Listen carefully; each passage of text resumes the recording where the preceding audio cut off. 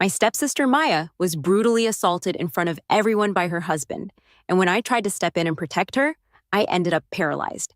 My stepmom pleaded with me not to file any charges. Her boyfriend threatened that if I didn't take legal action against his wife, he'd ditch her and marry Maya instead. It's tough for a woman to find a wealthy guy, and if I support Maya now, she'll have my back down the line.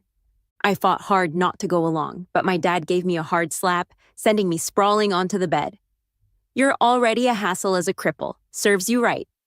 They made me sign a statement forgiving him, and Maya got what she wanted, marrying into money. Meanwhile, my parents quickly had more kids to keep the family name going. As for me, I was left to fend for myself in the basement. When I finally opened my eyes, I was back to the day Maya was publicly beaten by her husband. "Jess, hurry, save your sister. She's mixed up with some thugs." The voice snapped me back to reality as I woke up in the dark. Stepmom was holding my hand, tears streaming down her face, begging me to rescue her daughter, Maya. Bright sunlight streamed in, warming me and reminding me how long I'd been stuck in that dark basement.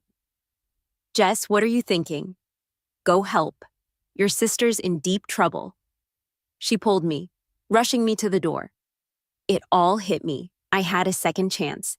It was the afternoon my stepmom told me Maya was targeted by some thugs because of her looks before I got tangled in their story, rushing over only to find Maya wasn't dealing with thugs. Instead, she was being taken down as the other woman by her wife, who wasn't someone to mess with and had called in backup to surround the place. Afraid her reputation would be trashed if the cops got involved, Maya tricked me into helping her. Even knowing the truth, I tried to talk to her wife, arguing that Maya didn't know about his marriage. The wife started to soften, agreeing to let Maya leave. But then Maya, trying to act tough, said, "I knew you'd let me go. You wouldn't dare mess with me. Ryan will divorce you and marry me. You're just a washed-up ex-wife now." The wife's crew, hearing Maya's cocky attitude, couldn't hold back. I had to protect Maya, letting her escape while taking the beating that left me paralyzed. Although I was paralyzed, my injuries weren't that severe. Doctors said I might walk again with rehab, but it was pricey. Money wasn't my main worry. They owed me since I didn't fight back, knowing Maya was in the wrong. I planned to sue for my medical bills, but halfway through, my stepmom barged in, demanding I drop the case. "Sign this. Don't go after those who hurt you." I refused, needing the money for treatment. "You think we can cover those costs? I can't sign." She then knelt beside me, crying, "Jess, I know you're pissed at me, but don't wreck Maya's future out of spite. Her boyfriend will marry her if you don't sue his wife. Help her now, and she'll take care of you later. And what about my legs? Without treatment, I'll be paralyzed for life." I stood my ground, but my dad slapped me again, numbing one side of my face.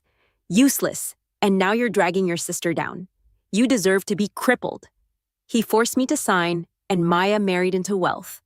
On her wedding day, I was kicked out of the hospital and thrown into the basement. No one fed me or gave me water. They all celebrated their new rich connection, not caring about my plight. Time passed until the door creaked open. Stepmom, now pregnant, appeared, seeing me alive but looking disappointed. "Jess, go in peace. I'm having a son to carry the family name now. We don't need you." Here I was, given another shot at life. My mind snapped back as I jerked my stepmom's hand away and said coldly, "How can regular folks like us take down the mob? We should just call the police." Stepmom was stunned, clearly not expecting me to stand up to her. "But she's your little sister. You don't care about her well-being. Jess, how can you be so selfish?" "Little sister? You mean Maya, from another mother and father." I corrected her, pulling out my phone as if to call the police. "No, you can't call the cops. How will Maya face people if this gets out?" Stepmom lunged to grab my phone. "Jess, you're overthinking this. Society's more open-minded now. It's not her fault she's being harassed because she's attractive. People will sympathize." "Oh, come on." Stepmom stomped her foot. "You're coming with me. End of story." But let's be real, the strength of a middle-aged woman couldn't match an adult like me. I gave her a little shove, almost making her stumble back. "I'm not feeling well today, so I can't help my sister." Sada, you can choose whether to call the cops or find someone else to save her." Stepmom shot me an angry glare, realizing she couldn't manipulate me this time. She stormed off, grumbling as she left. Looking out the window, I saw her rushing away, but she wasn't heading to where Maya was caught. In my past life, she drove me there, only to hide in the car out of fear like a coward. In this life, without me as the fall guy, she ditched her own daughter without hesitation. I hesitated but decided to head to the scene where Maya was getting busted. After all, I wanted to see her being scorned by her wife firsthand. Last life saving Maya left me paralyzed, and instead of gratitude, she belittled me and spat on me. How shameless are you? You're disabled, yet you still cling to this life. If I were you, I'd be gone. I wanted to see if Maya, now crippled, had the guts to go through with it. Sadly, when I arrived, I was disappointed. This time, she wasn't acting cocky. In front of her wife, she was tearfully remorseful. Sis, I know I was wrong, but I love Ryan too much to control myself. The cheating man stood by Maya. We know it's hurtful, but you need to realize I'm not in love with you anymore. Let's just part ways amicably. Turns out he was there all along. He just didn't show up last time. The drama ended with Maya getting slapped twice and her wife leaving with her crew. The next morning, our door was hammered on. Half asleep, I opened it to see stepmom and Maya with a swollen cheek. Jess, I brought your sister to see you. Even though she's hurt because of you, we're still family. We won't hate you. Maya played along, covering her swollen face, looking pitiful. Yeah, don't blame yourself, sis. I don't hold grudges. Her injuries are so minor they'd heal overnight. Now, both of them were acting all dramatic just to guilt trip me. Who did this to my sister? I can't let it slide. Sister, just wait. I'll get vengeance for you. No need, no need. Maya's injuries aren't severe, just pay a bit for recovery. Stepmom forced a smile. I ignored her, pushing them toward the door, ready for revenge. Where to? Internet cafe. I posted online, asking local netizens for info on the incident, offering a reward for truthful leads. Right after posting, eyewitness videos and pictures flooded my inbox. After all, witnessing an affair bust isn't something you see every day. The crowd loved the drama, and some had captured plenty of footage. With a reward offered, everyone was too happy to share. I paid a few people who sent videos, then announced I'd got all the info needed, asking everyone to keep it confidential. But rumors started spreading online, with everyone discussing the paid gossip. By evening, the video of Maya being caught was everywhere, and everyone, including family and neighbors, knew. An uncle, who wasn't fond of us, even shared the video in the family group chat. Hey, Dad, this is your daughter, right? Caught having an affair. How did you raise her? My dad stayed silent in the chat, but kept blowing up my phone. What happened? Why didn't you pay to suppress your sister's scandal online? I hung up without hesitation. My phone kept ringing. I blocked him. Then texts came. How did I raise such a selfish person like you? Ignoring your own sister. I blocked his messages too.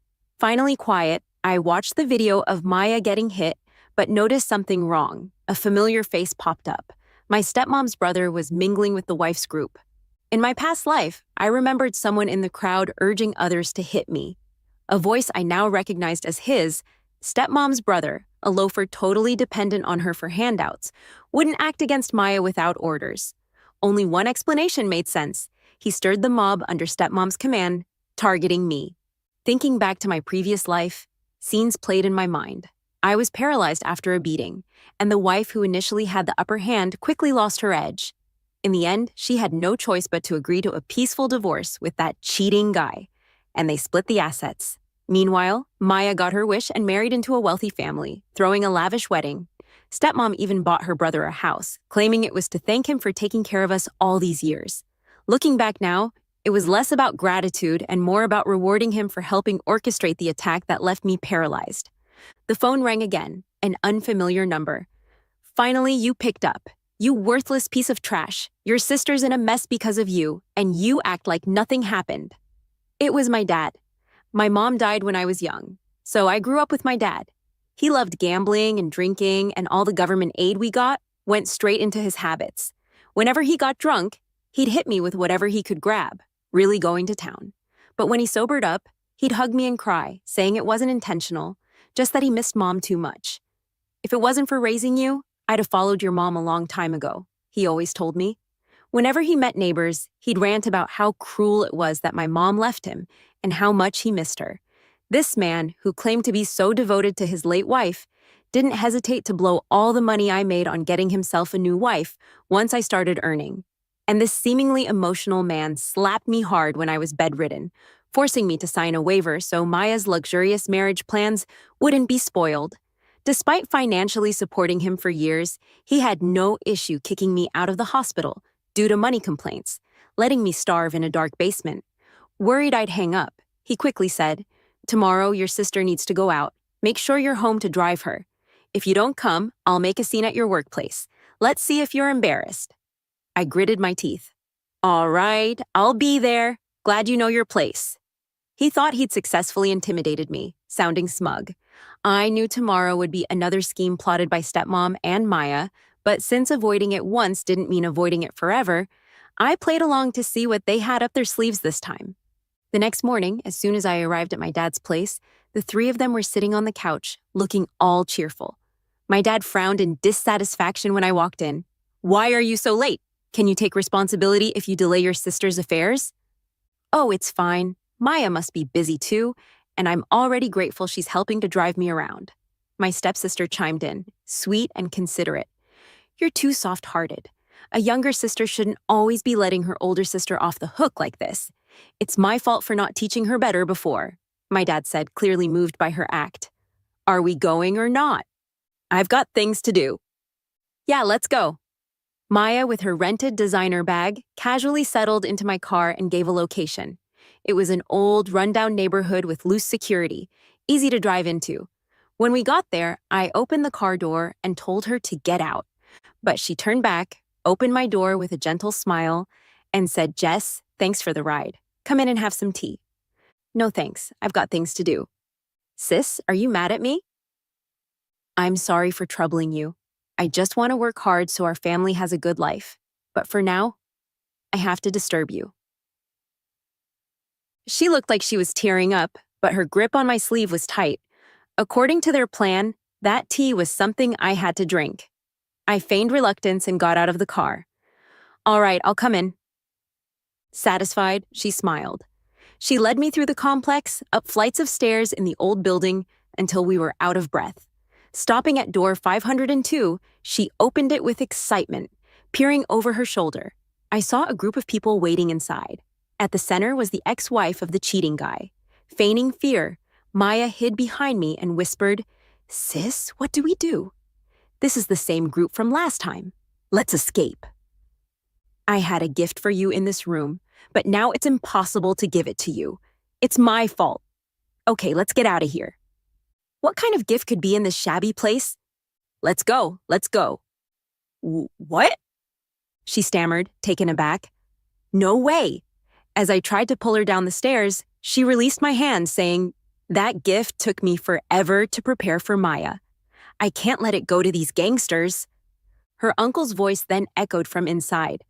"Who are you calling gangsters? Get over here and speak up." Seizing the opportunity, Maya dragged me inside. I let her pull me in, finding nearly 20 people cramped in the tight space. She boldly taunted, "The one not loved is the mistress. You gangsters can't keep your man's heart, so you show off with some thug." It was unfolding just like last time. Her uncle loudly yelled, "Shamelessly bold after all you've done. Guys, get her!" Provoked by Maya and egged on by her uncle, the crowd couldn't hold back and rushed forward. Maya pushed me deeper into the room, trying to escape. Too bad for her. I came prepared. In the blink of an eye, as she turned around, I yanked her back sharply and used her to block the beer bottle aimed at my head. Maya let out a piercing scream and then collapsed limply to the ground. Seeing her knocked out, everyone else panicked and started dropping their weapons, trying to flee. Everything was exactly like in my past life, except this time it was Maya who got hurt, not me. I quickly shut the door with a flick of my wrist. Someone's hurt, and we don't know if they'll make it. No one's leaving until we find out who did this. The original wife snapped out of her shock and stood up from the couch, walking over to me. "I called these people. Whatever happens, it's on me. Let them go, and we can talk compensation." I wasn't surprised by her reaction from my previous life. She would do anything to keep these people out of trouble, even missing the chance to kick the jerk out clean for my forgiveness. It really showed her character. Miss Lisa, are you sure it was your relative who did this? What do you even mean by that? Hearing this, my stepmom's brother's face went pale with shock, and he hung his head, hoping not to get noticed. But I wasn't giving him any chance to play dead. I pointed at him directly. I saw it clearly. It was him. Are you sure he's your relative? The original wife followed my finger, looking puzzled. Is he a friend someone called? The men exchanged looks, all saying they didn't know him. My stepmom's brother was getting nervous, glancing around trying to find someone to side with, but no one wanted that trouble. Finally, he stammered, I think I went to the wrong place. My friend told me to come for support but didn't give an address. I saw a big group and joined in. Didn't think I got it wrong. Wrong place. You've been here all this time and still can't tell if they're your friends. I noticed him straight away when we came in. You were the first to say fight and the one swinging the beer bottle. Hearing me, people around started looking at him with suspicion. I really came to the wrong place. She was just so provoking. Isn't that just human nature? Oh, really? Didn't you say a friend asked you to come for support? Show the chat logs then. He had nothing more to say. Mumbling for a while, he couldn't come up with a single excuse. The crowd finally understood. This jerk, he just mixed in to get us in trouble. I thought he looked unfamiliar, but figured he was someone's buddy helping out. Almost got into big trouble. One of the more impulsive guys grabbed him by the collar. Spill it. Why are you here to mess with us? My stepmom's brother showed some backbone and clammed up despite the pressing. I watched their little drama with cold indifference, only pretending to remind them when I saw that Maya's bleeding had stopped. Stop bickering, and let's get her to the hospital. The heated crowd finally remembered there was someone sprawled on the floor, and this punk. Send him to the cops. You can all leave now. No cameras here, and you didn't do anything. The original wife and her group looked at me, surprised. I didn't explain further. We'll talk when we get the chance. Seeing that I was letting everyone else go, blaming him, my stepmom's brother couldn't hold it in. Jess, look closely. I'm your uncle. How can you side with outsiders to harm me? Uncle? My mom is an only child. How could you be my uncle? Your stepmom's brother, her actual uncle. He pointed to my unconscious Maya on the ground. Impossible. No real uncle would harm his niece like this. You're just lying because I don't know my stepmom's family well. You think you can fool me? Wait, I'll make sure you lose everything and end up in jail. I didn't want to hit her. Who knew you'd... He cut himself off, then switched to begging. Don't call the cops. I'll have your stepmom explain everything. So, you just don't want me to call the cops so you can run off, huh? I responded. Wait until I do, and you're done for. Stepmom's brother, a no-good fool, fell for my bluff. He began wailing desperately, No way. My son wants to be a government official. I was here because your stepmom asked me to. She wanted to hurt you so you'd be forced into a peaceful divorce and your sister could marry rich. I was just following her plan. The original wife was utterly stunned. Did Ryan know about this too? No, of course he doesn't want you catching him cheating and taking everything. He'd jump at a chance to keep the money. The room was thick with tension as I laid out the undeniable truth.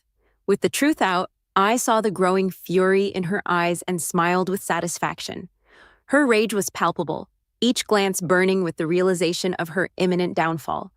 Given her constant harassment of the mistress, she still clung to fragile hopes for the relationship, desperately wanting to make things right. She believed that by manipulating the mistress, she could salvage what was left of her crumbling facade. Only by spilling everything, ensuring the wealthy man Maya had snagged went bankrupt, would I truly shatter her intricate schemes and expose her true nature. With everything laid bare, I finally pulled out my phone to dial 911. The decision weighed heavily on me, but it was necessary. This time, Maya's injuries weren't as severe as mine in the past, yet the scars ran deeper. She only had a concussion and would recover with some rest, physically speaking. What she couldn't accept was the scarring of her pride and reputation. Stepmom's brother had smashed the bottle on her head. and the shards had cut her face, leaving visible marks that would serve as a constant reminder of the betrayal and violence she endured. As her mother quietly comforted her in the sterile hospital room, she whispered, "Don't worry. Technology's advanced now. A little surgery can fix this scar." Her voice was soothing, almost mocking, in its calmness amidst the chaos. "We'll make that woman agree to divorce, or no forgiveness," Maya yelled like a mad woman, her voice cracking with desperation and anger. "No, I'll make them pay for this. I'll never agree to settle." Her determination was fierce, but beneath it lay a vulnerability that few could see. Stepmom was about to say something more, her words lost to the rising storm of Maya's emotions. But Maya couldn't take it anymore. She jumped up, aiming to hit her own mother in a desperate attempt to regain control. However, because her concussion hadn't fully healed, she felt dizzy and disoriented. The world spun around her, and she ended up throwing up all over Stepmom, the contents of her stomach spilling out in a messy display. Stepmom's face turned green, with a mix of disgust and concern. She just spat out, "You have to listen to me today. Don't make a fuss over something so small. Marrying into a rich family is the most important thing," and left the room in a hurry, her heels clicking sharply against the hospital floor. Maya was left alone in the hospital room, sobbing loudly, her cries echoing off the white walls. After a while, she noticed me sitting on the bed next to her, my presence a silent testament to the turmoil we were both enduring. "Happy now? Look what you've done to me," she cried out, her voice breaking. "How are you going to make it up to me?" I asked softly, the tension between us thick enough to cut with a knife. I smiled gently, masking the turmoil inside me.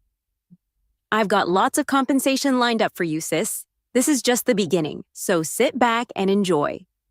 My words were calculated, a mix of reassurance and hidden threats. Chaos reigned at home for the coming days.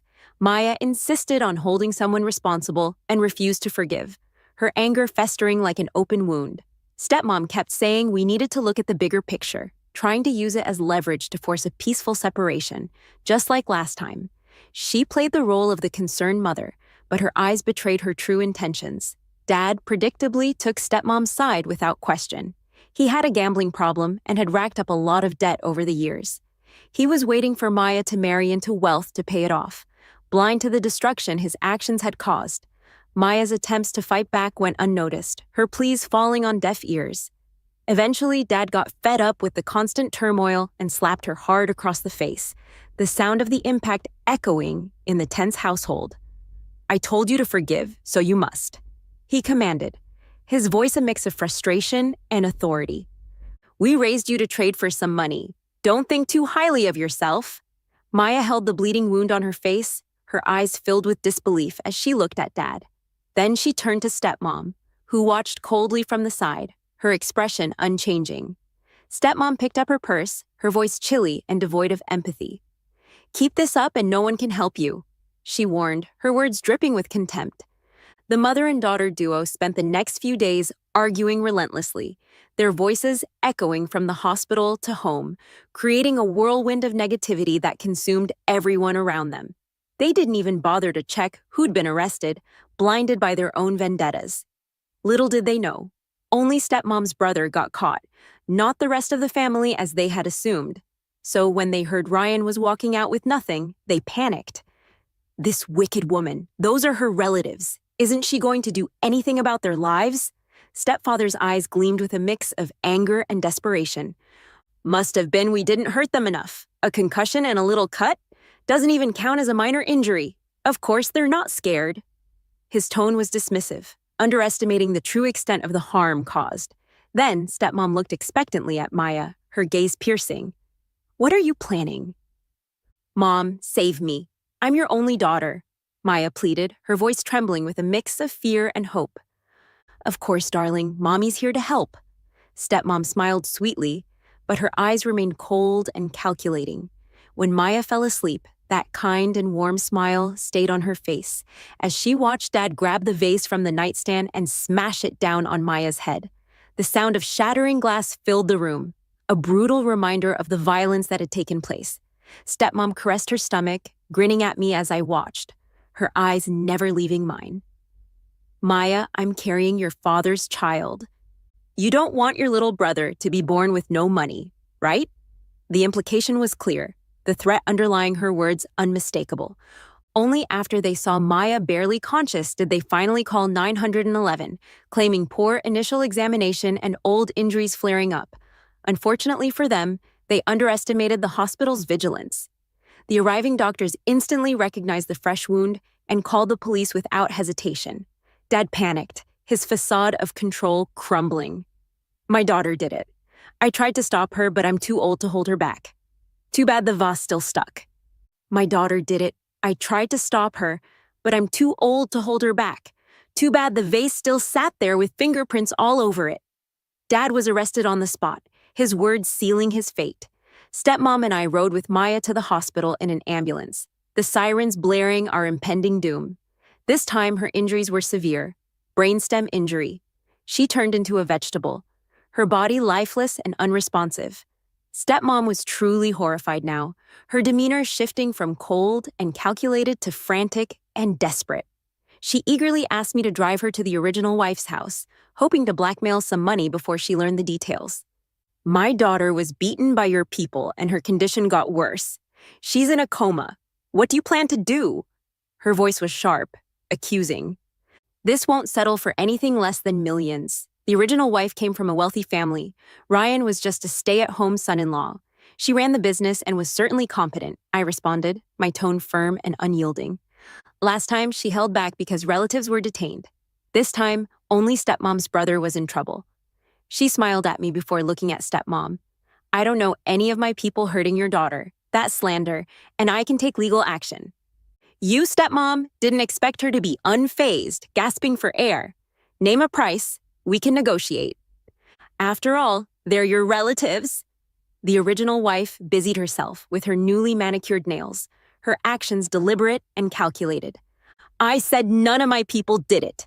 Now get this crazy woman out of here. Stepmom struggled, but to no avail. Tossed out by security, she looked back angrily. Fine, you just wait. You'll crawl to me one day, not bothering to go home. She had me take her to the police station, wanting to find the culprit who hurt her daughter. She planned to stir up trouble between the original wife's people, hoping to cause a scene to get money. But surprise, only her brother was brought in. Why is it just you? Stepmom's brother was full of resentment, pointing at me and cursing. It's all his fault. He identified me right there, his words sealing our plan's demise. Our intricate web of deceit unraveled in an instant. You, stepmom! She turned incredulously, her voice tinged with disbelief. Why didn't you tell me earlier? I watched her with amusement, my expression unreadable. Telling you too soon would spoil the show. You all wanted to sacrifice me for your gain without asking if I was on board.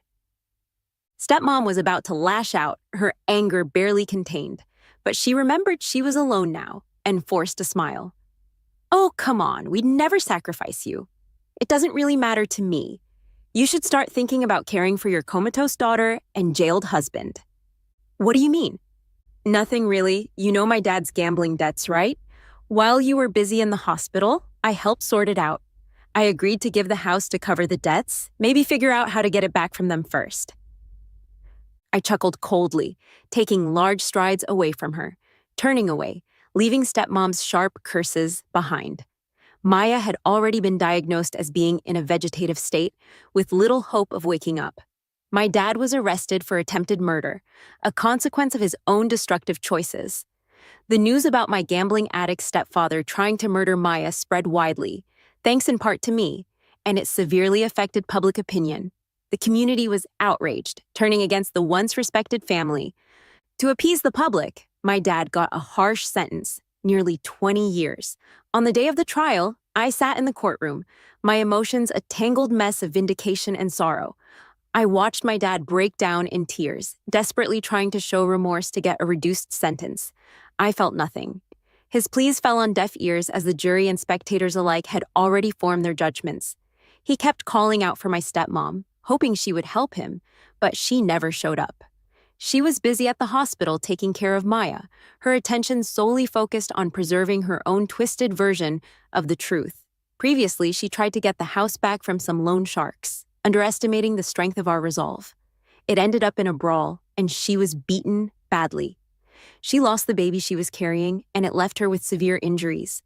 At her age, she couldn't have any more kids. Maya is all she's got now, so she spends every day at the hospital, praying for her to wake up, her face etched with worry and regret. The sunlight streamed through the window, bathing me in warmth, a stark contrast to the darkness that had consumed our family. But even while caring for her daughter, her life wasn't peaceful. Ryan, the son-in-law, kicked out of the family, found her with my help. He blamed the mother and daughter for his downfall and kept demanding money from my stepmom, claiming losses he hadn't incurred. She's broke, with what little money she had not even covering a fraction of Ryan's previous expenses. She was also full of hatred towards Ryan. If not for him, her daughter wouldn't be lying in a hospital bed unconscious. The two were like fighting roosters, brawling nonstop until security had to be called to drag them out of the hospital. Their constant fighting created an unbearable environment, filled with hostility and unresolved anger. As for me, I chose to leave that city and start a new life. The memories were too painful, the scars too deep. Because of my help, Ryan's ex-wife was able to see his true colors in time and avoid being threatened by my stepmom and Maya, her relief palpable as she distanced herself from the toxic family dynamics. She was grateful and gave me some money as thanks. It's enough for me to live the rest of my life comfortably without ever having to work again. The day I received the money, I stepped out of the bank, the weight of the past lifting off my shoulders. In the sunshine, I felt happier than ever, a sense of freedom washing over me. The future stretched out before me, full of possibilities and the promise of a fresh start, free from the shadows of betrayal and deceit that had once consumed my life.